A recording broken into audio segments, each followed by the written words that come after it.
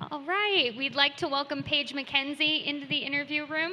First off, thanks for joining us today. No I know problem. not exactly what you were hoping to be doing at this time of the day, sitting in the No. interview room. And I realize there's not much else I can do, so happy to be here.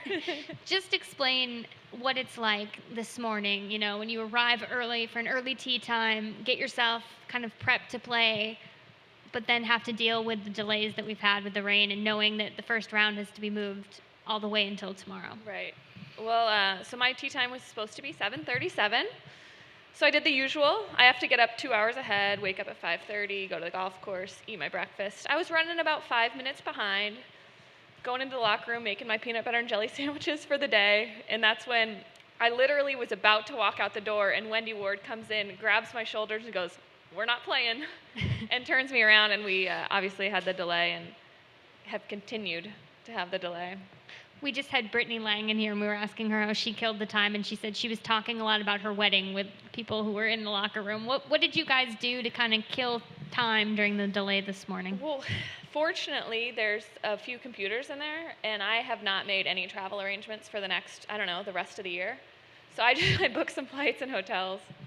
Literally, I didn't have a flight to Arkansas, which is in 2 weeks. So at least you were able to catch up on a little bit of... Yeah, it was stuff I needed to do anyway, so I got it done. I've now got the whole afternoon free because I've done what I needed to do already.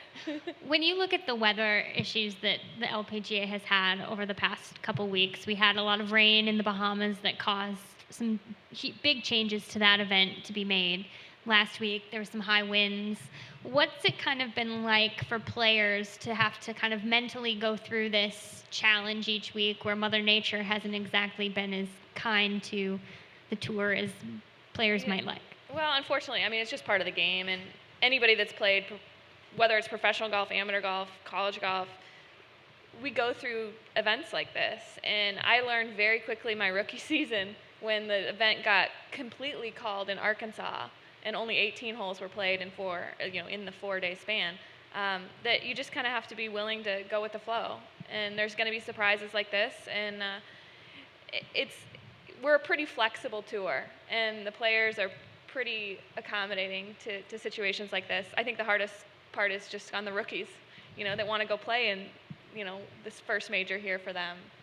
We've been hearing from players all week about how difficult this golf course is playing due to the thicker rough. What does this weather, now having this much rain, how is this going to change how this course is going to play over the next few days? Honestly, actually, other than the fact that the rain's going to make the rough a bit heavier, potentially, it's actually a little bit better because it's easier to hit fairways when they don't bounce out. So the firmer the fairways are, the more likely they're going to run through into the rough. So in reality, you almost have a better chance of hitting the fairways the softer it is. Obviously, it's going to make it longer, but no, the rough this year, in my opinion, is the longest that I've ever seen it. And it's always healthy, but it's like Sunday rough on Tuesday. So it'll be interesting not having cut it, what it's going to look like on Sunday with this kind of moisture, and if it's going to continue to grow the next four days.